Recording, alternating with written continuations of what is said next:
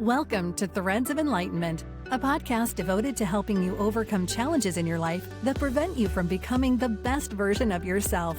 Each episode features interviews with people from all walks of life about their journey of self-development and the principles they utilize to overcome their fears to achieve their desired outcome. Ready to be enlightened? Here's your host, Ken Primus. Welcome to another episode of Threads of Enlightenment. As usual, guys, this is one of my favorite space right here because I get an opportunity to welcome our guests because I know they're coming with a couple of things I deem very expensive. That is one, their time. What a precious commodity that has been offered to each and every one of us, 24 hours. And you've heard me say it 100 times. What you do with your time will tell me a lot about yourself. And the other is the journey. The journey is a powerful created Richard. He is before us. And that journey deposited a couple of things inside of him that we want access to those things that are wisdom, knowledge, insights. We want to gather those things from him so that we can become a better human spirits while we're here on this planet. Richard, thank you so much, man, for coming to Threads of Enlightenment. Thank you for having me. I'm excited to be here. A little nervous, as always. Once I start talking, it kind of eases up. Yeah, nerves is good, man. It keeps us ready and focused. So I love it. I remember getting before my very first podcast was I mispronounced the name. I did all kinds of stuff, man. And my brother, Richard, had actually showed up at my house and he said, "You're going to do your first podcast today." He bought me some Chinese food and he sat and hooked up his mic.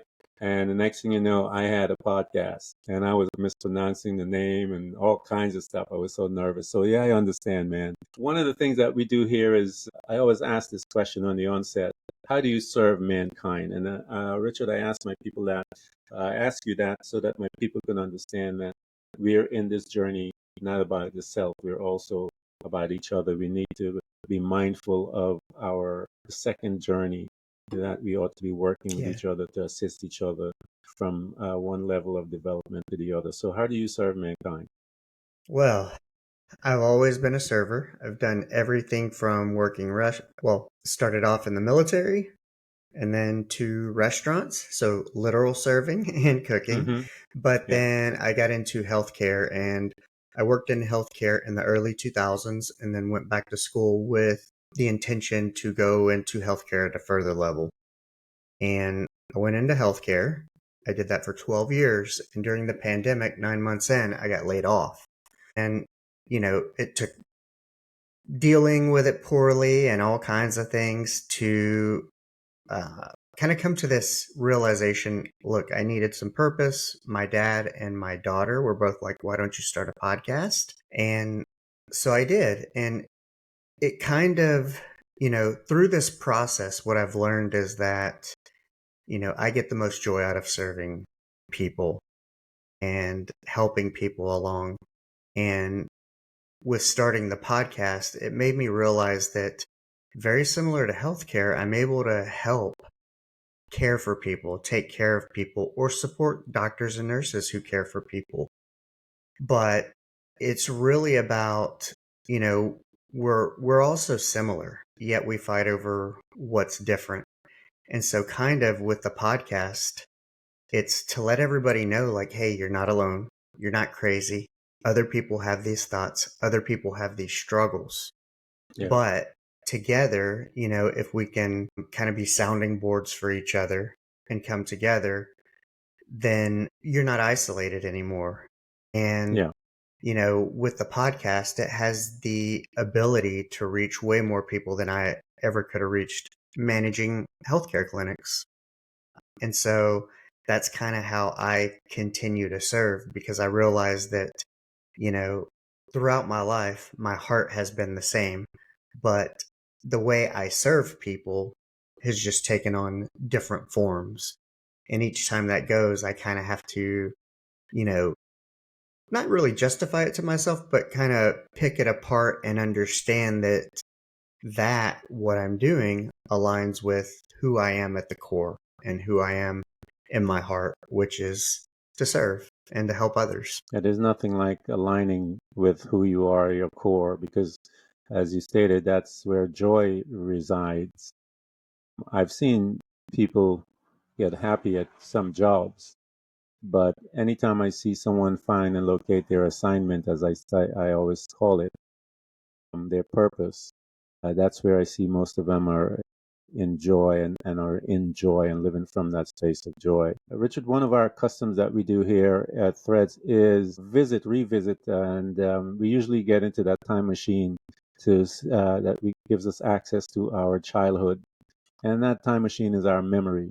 We can via go back then and kind of extract a few things, because I always said to people that we our trauma happens to us when we're a young individual, and we hang on to it. It causes us to go into a certain state, and that state is called survival state. And we live there in that survival state for many years until that day of visitation, I call it, when our whole world just crumbles and we have to figure out how do we going to deal with this thing that has brought us to this level. So one of the things that we do is go back into this family. The family is, we are told we have these two individuals. One is called mom, one is called dad. And mom and dad, for however they see the world through their trauma and their pain, they are going to deposit data into you and I, information to help us through this life, if you will. What was your family unit like? Man, well, I think we've always been close, family wise. I'm Latin, Latino, and they're just always very close, very multi generational. Wow, let's see. I'm 48, Gen X, born in 76, product of the 80s. So childhood was kind of, we didn't have all the information we have now. It was very free. I grew up on 12 acres with cousins and other family members around, and we would just kind of run amok through the 12 acres out in the country all day. You know, in terms of parents, my parents were, well, I grew up very sick with asthma, and I also got burned as a child pretty badly at one and spent 3 months in a burn unit in Galveston.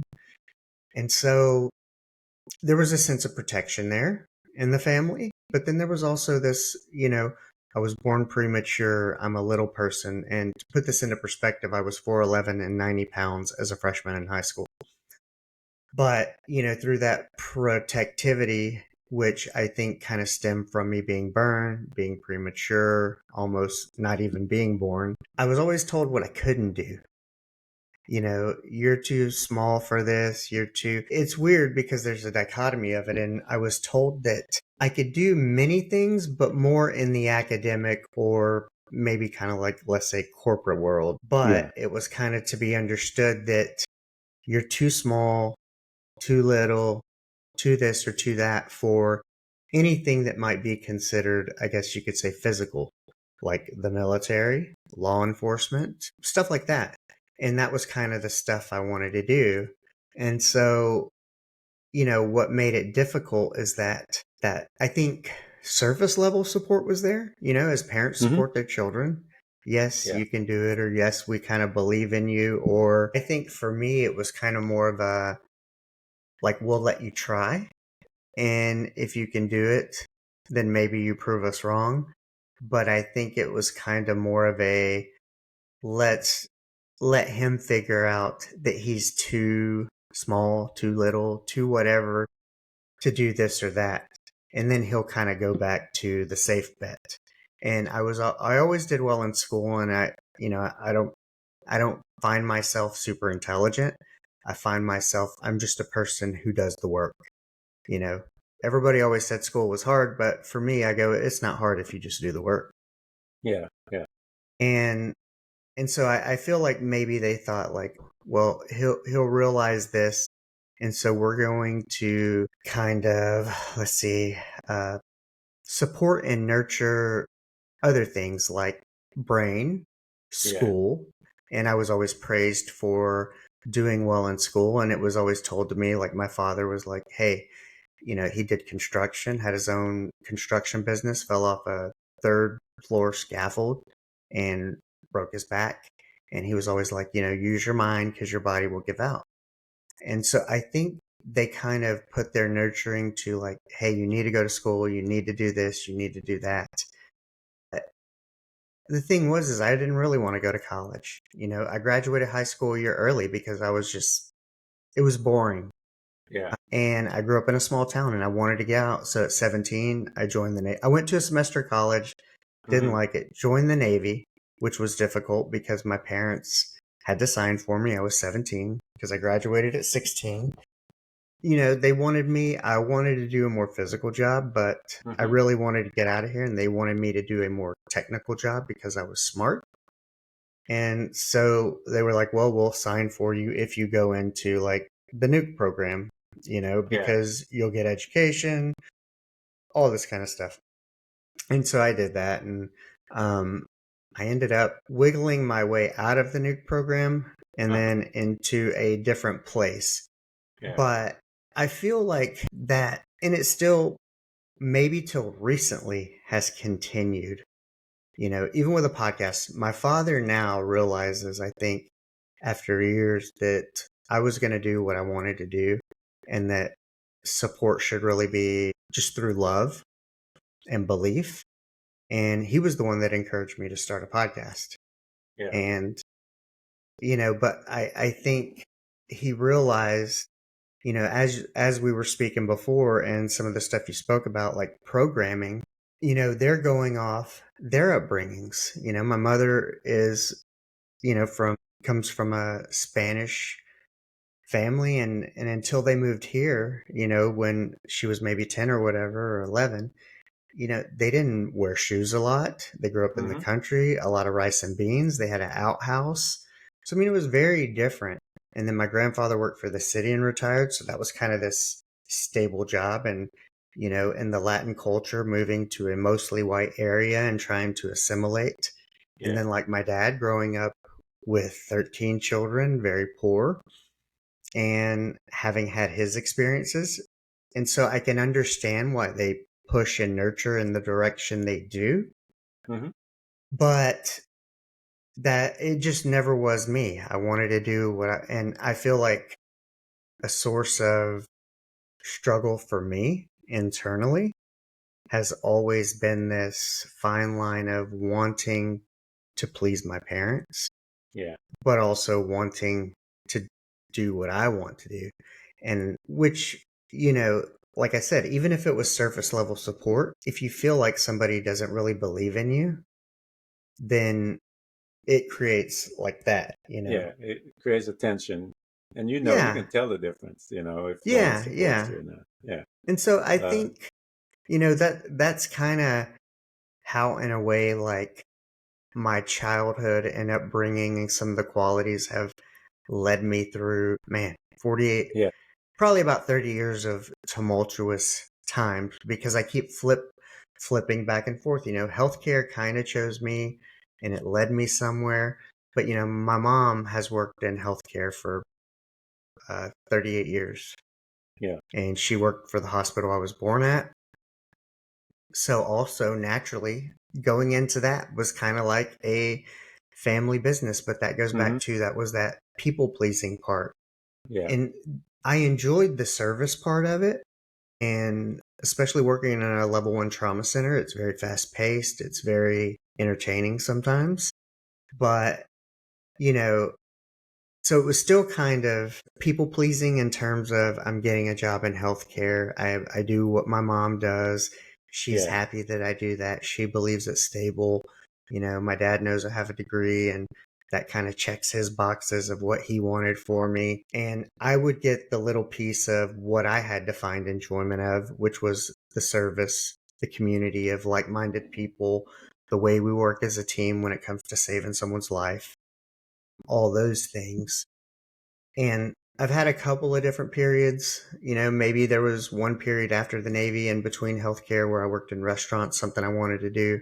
Hmm. And I really enjoyed that. But that was kind of a hard support too, because, you know, that was at a point where I just had to say, look, I'm doing what I want to do, not what you as parents want me to do. And so I cooked for a long time, really enjoyed that, and then did healthcare. And then after the layoff and the pandemic, I applied for more healthcare Out jobs there. and Yeah. didn't get some and turned some down because I didn't want to relocate. But, kind of deciding to start a podcast was what I want. That's my Yeah, version of me being me. But, over the 20 years and realizing some of the troubles and things that come from it, my dad's very supportive. I'm not sure my mother even knows what I do. I just tell her I interview people. But um it you know, it's been a constant struggle, and I realize it started in that upbringing, and it starts with the programming your parents want to put you into. And then growing up in a small town as a Latino with that's mostly white and Southern Baptist and very yeah. churchy, that's programming as well. Mm-hmm. And so, the program here I grew up with was kind of, you grow up and you do all these kind of safe choices. You don't go for your dreams. Yeah, Very interesting. Like my mom one time, I was telling her about a job I wanted, and she's like, I don't think there's any jobs out there like that. Or I think the job out there that you want is not out there. I go, well, if you think that way, then it's not. If you believe that that isn't out there for you to accomplish or pursue, then it's not, you know? And that's a whole mindset thing. And yeah, it's it is. how I look at the difference between the mindset of, let's say, that generation Mm-hmm. of like boomers and thereafter, and kind of where I'm at. And it's taken a lot to really step out and Yeah, say, I want to do me due to all these factors. yeah. I was 35, Richard, when I stepped out from under my parents' hand, if you will, to try and please them. I was 35 years old. I had 4 kids, Wow. and I was still trying to live my life to please my parents. Me too. Well, when I was in Japan, I was 19. I was like, Yeah. how am I my own man across the whole world and I can't say no to my dad, because I didn't really want to take a full scholarship that I got because I enjoyed being in Japan. Every person, man, woman has to come to that point. Oh, yeah. I thought I was a late bloomer at 19, but hearing you were 35, I'm like, Yeah. I don't feel so bad. But it makes Yeah. sense. Yeah. It doesn't. And again, because I did everything, I was a transplant from a different country. Came over to the United States when I was 12 years old, and was trying to always please my parents because we were separated for many years when they came to America to give us quote unquote a better life. So when I got here into the States, I was, trying to do whatever I can because I know my parents had sacrificed their life for us. And so we were all trying to make sure that we did the right thing. So the right thing in my mind was to be obedient to them and listen to everything they said until I was 35. And they crossed something that they did with my kids. And it had to be something like that with my children because of how my belief is. I brought my kids up a little different than how they brought me up. And when they crossed that line was when, and it was along the line actually of something like that. A Cronfield book I had given my kids to read about wisdom and insights from, you know, Jack Cronfield. And they are Christians, and I grew up in the church. I was, nothing wrong with that. But I'd given my kids that book to read, and I told them to study it, and they lost it. And when I come find out what happened with my kids and them, I told them, I said, don't ever cross that line again because these are mine, and I'm bringing them up this way because I feel. And that particular book, Richard, was all teaching about mindset because I began to understand that the mindset was my problem and I needed to deal with it. And that afforded me the opportunity to stand up to my mom and dad and free myself. And for the first time in my life, I gave birth to Ken Primus. So yeah, it's someplace that we all have to visit. And that's when you begin to start putting things together. But life is just beginning when you do that. So here you are, man. You got into healthcare and you've done all the things. I also came out of there, but more so in the management aspect of it. That's what I was, healthcare administrator. So, yeah, I did all that. So being in that space, because I Hmm. know what it did for me. I used to work when I first came into the healthcare field. I worked in marketing, and then I switched over to network development. Then I switched over to management in the sense of managing teams. What did it do to you because for me, when I went into that particular field of dealing with some of the elderly and stuff and all the different people, and it changed my life. What did it do to you as a man when you are now in the midst of all of these powerful, trusting people that have given you their siblings to make sure that we manage them correctly? How did that? How did you translate that responsibility from them to your everyday in and day and out at working? Well, my first two stints in healthcare were both emergency room.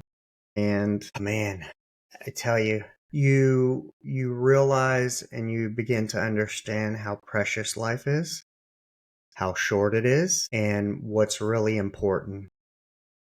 As we were kind of speaking about the programming thing before and all the world, our parents, all these things they want us to do. And when somebody's laying on a stretcher, it's not only their life, it's their family's life that's impacted. And I've seen everything. I've held body parts, all kinds of stuff. But you understand how quickly life can change. And you realize that half the crap we fight over is irrelevant. Imagine if, whatever happened between you and your parents, if you happened to be in the ER and your parents were next to you, do you think that would even matter? They'd be like, oh, that was probably so stupid of Yeah. us to really do that. And it kind of broke down everything to a basic level of just love. Just love those around you, respect them, respect their choices, support their choices.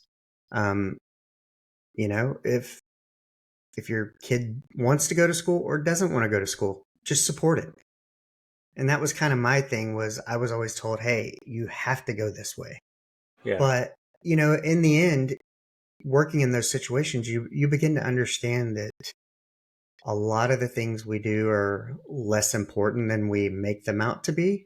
And that the only real, I think, kind of substance in life is our connections to one another. Yeah. Relationships. Connections to our family, our connections to the outside world, and even meeting strangers or having a first time conversation like we're doing here today. We can do that because of some of those lessons that we learned, that we realize how precious life is, how short it is, and that we can come together and talk about similarities of what's important to us or how we got here or what was in our mind set that put us in this space. And part of podcasting is that understanding that and making those connections. And so I think that's what it gave me the most of. It's in a way, it's so general that sometimes it's easy for even myself to get sucked back into the vortex of programming, of thinking that these things are important, because, when I got laid off, then a point of contention is get a job. And then once I got a job outside of healthcare, because that's what I did for 12 years, and I have a master's in healthcare administration, then that's another point of contention because maybe others see you as not living up to your potential, or you spent all this time getting this degree and now you're not using it.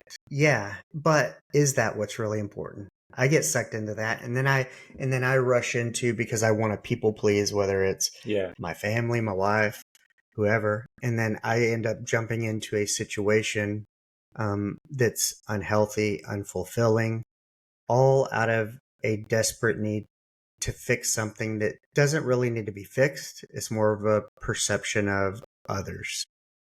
What needs to be fixed. Yeah, that people pleasing thing, Richard, is something that we all have to deal with in many different ways, and because of programs, Yeah.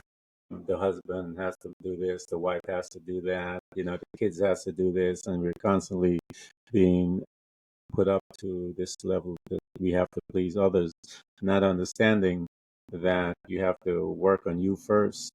And we use the analogy of the plane. Put the oxygen on you first, And so you have to fix you first. You have to learn about you, because most of us, to be honest, are broken. And if we're broken, how in the world are we able to produce the best of our own ability? One of the things that healthcare did for me, Richard, was it, and you hear me talk about it on the onset, I realized that time was a precious, precious thing, because I worked pretty wide gamut of healthcare. And at the end of my career, I was in a skilled nursing facility. And I realized that a lot of those folks in their 80s and 90s didn't have a clue as to who they were at all. And they were just living to please everyone else. And then after everyone else had gone, I remember having a conversation with them and asking them certain things. What did they like? And what did you think of? And all of the conversation was, I should have done what I wanted to do. There was Mm-hmm. nothing else. It was, I should have done what I wanted to do. I wanted to do this. I didn't do this because of this person or that person.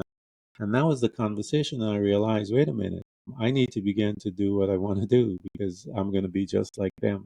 And so a lot of people are just like them because of the programming. They refuse to unhook, if you will, because there's a cost of it, because there's a cost everywhere.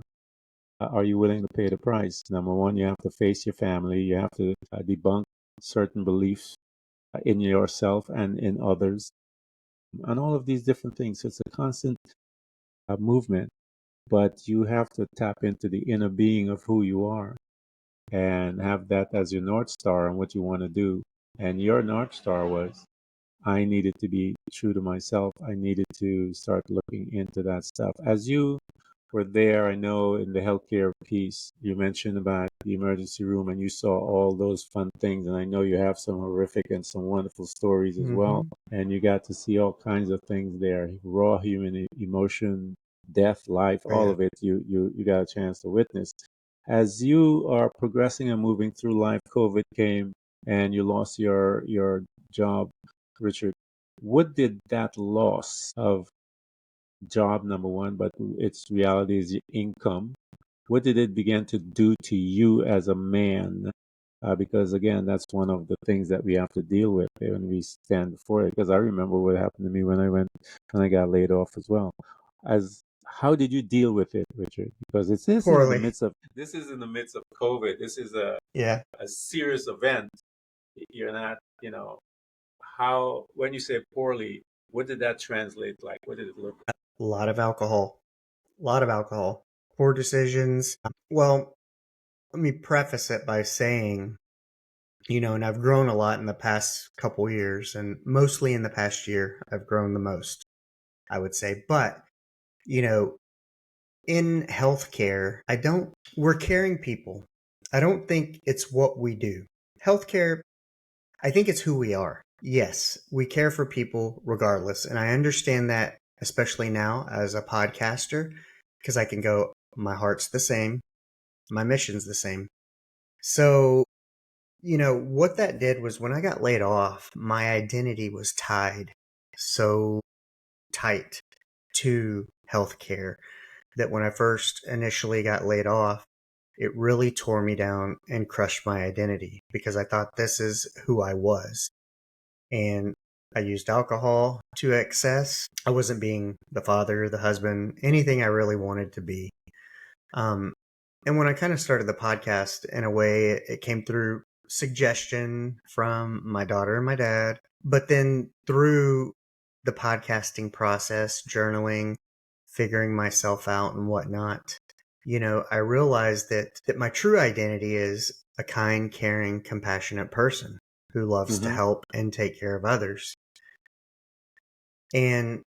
But the jobs or the way I express who I am can take on many different roles. And once I understood like, hey, them laying me off didn't change anything other than the source of income.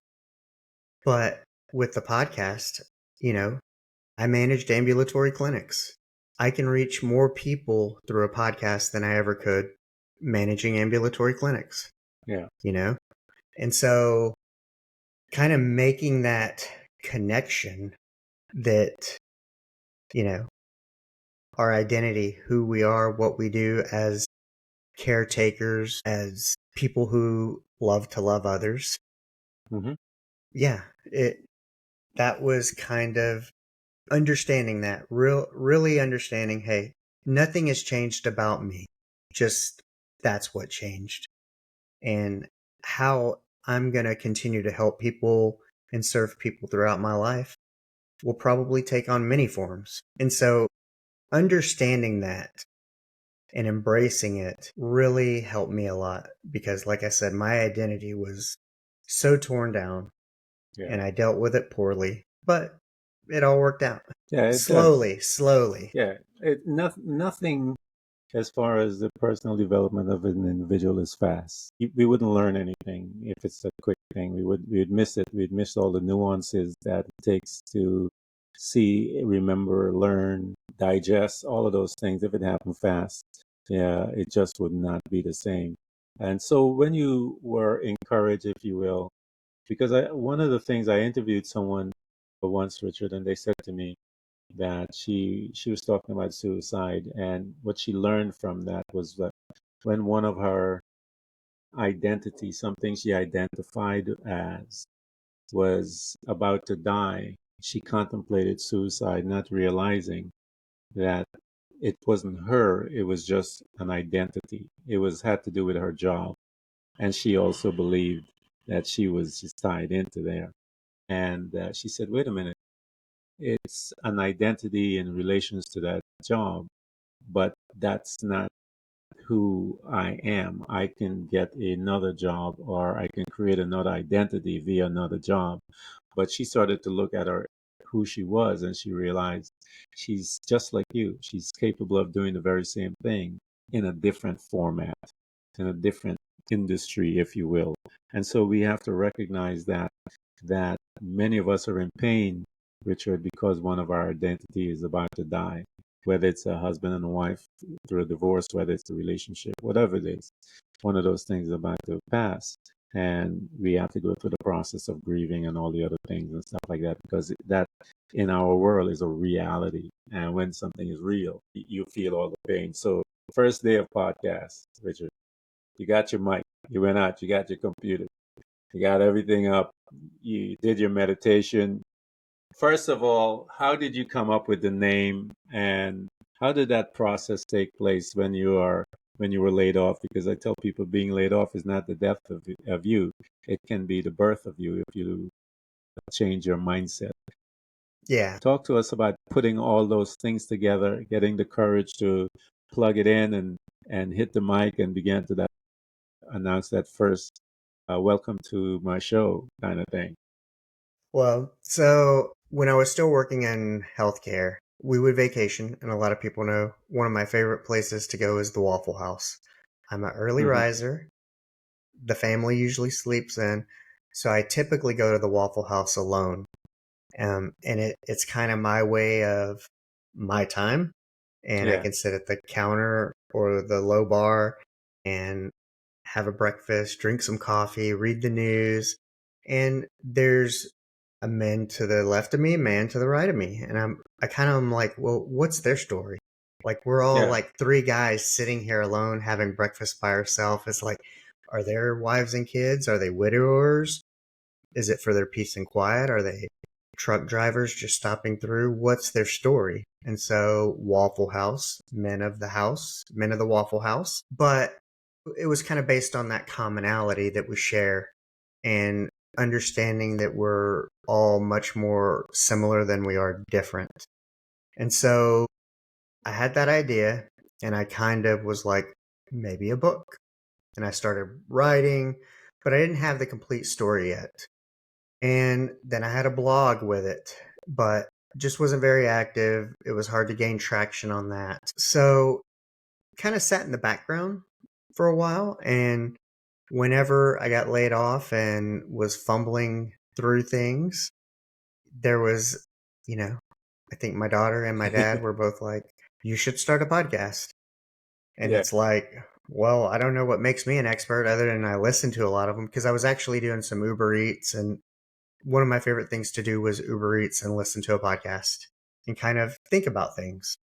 And so when they were like, hey, think about starting a podcast, I was like, the men of the house. That would Yeah. kind of be what the topic would be. And it started off more as like with me as the reference, a lot of solo episodes because I wasn't into interviewing then.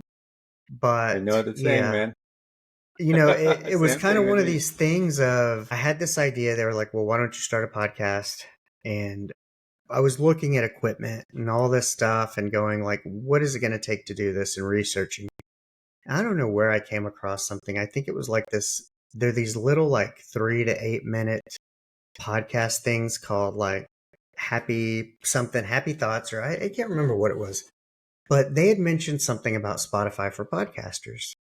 And so I looked that up and realized it was free and it was kind of easy and the barrier to entry was low.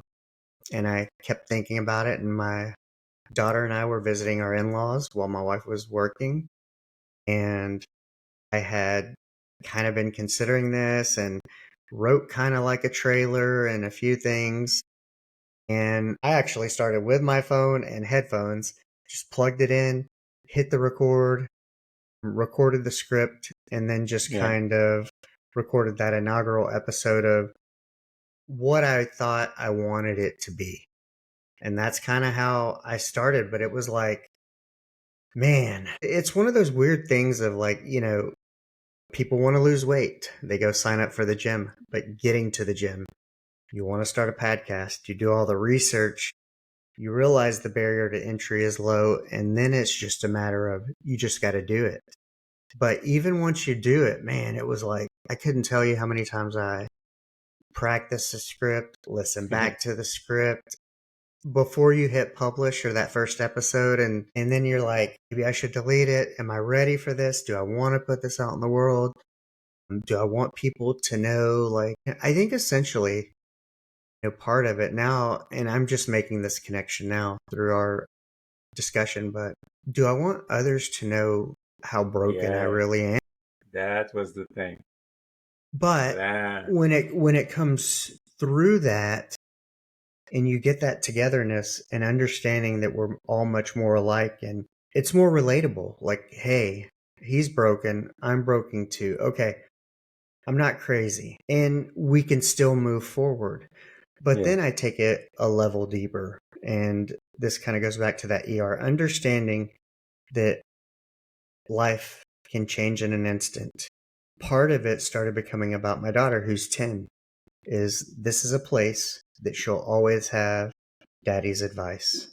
What worked, what didn't work, what was important, what wasn't important, why certain things are important and why certain things aren't at the end of the day. Kind of like you said, when you interviewed those elderly people, and of all the things they were led to believe that were important and what was really important. And that was kind of doing your own thing, becoming your own person. Because, we grew up in these generations of, hey, like it wasn't realistic to become a comedian, radio DJ, this, that, or the other. There were so many things like, you were told like go into healthcare, go into a corporate position, get the retirement and do this, but it was never go for what you want. Yeah. And I think, that's it all goes back to that, like, hey, I'm going for it. This is my process of going for it. And the podcast, and you listen to the solo episodes, you listen to some of the interviews, it all goes back to that life is short. What does it matter? People are going to think what they think anyway. And, if I were laying on a stretcher and it were my last moments, I can guarantee you the people who love me, or at least I hope the people who love me, I hope all they can say is, hey, he did what he wanted. I hope he was happy, versus something like he was an unhappy person and maybe they realized that all their projections of what they wanted you to do was the reason you were unhappy, Yeah. I mean, And so, yeah, it's a place for things to live and continue on far past me. hey guys, Richard's podcast is called the Men of the House podcast. And we're going to put all that data. A lot of the people who listen to my podcast, Richard, we have a high male population more than female. So all you men that listen to the podcast, go to the Men of the House podcast and tap into Richard's wisdom and knowledge, man, to see how he can bring some insight into you, especially when one has been surrounded in an emergency situation or an emergency room and you see all those things, you understand the importance of living in the present, living now versus putting things off. As he said, things can change in a moment, and we know that for a sure, that things are changed for a moment, life-changing stuff. And so we're going to provide all those links for you guys to have access to him so that you can go there. Because I remember, Richard, when I started mine, I wrote a book called Threads of Enlightenment, and the first 10 episodes was me talking about my chapters for each one chapter per episode. And then when I had to interview people, I started interviewing people because I know that was the next route. I shut down the podcast for a couple of months because I was terrified, because I knew that I had to become vulnerable to my audience, and I wasn't sure if I was able to do that. And I remember it took me about 2 months to walk through that. And when I got enough courage, man, I called my little brother, who's been doing podcasts forever, to be my first guest. And then I went and I got a friend of his who was in the podcast to be the second guest, because I was trying to stay safe. And that was before I opened up my calendar. And once I opened my calendar, man, it was like people were waiting for me just to put the thing back up. And boom, it never stopped growing after that. So, yeah, I know exactly what you're talking about. And learning how to become vulnerable is a necessary step in your healing. Everyone that is listening, you have to become vulnerable. It's a necessary step for your healing. Become vulnerable, because that's where it begins. And once you start there, you'll be able to move through.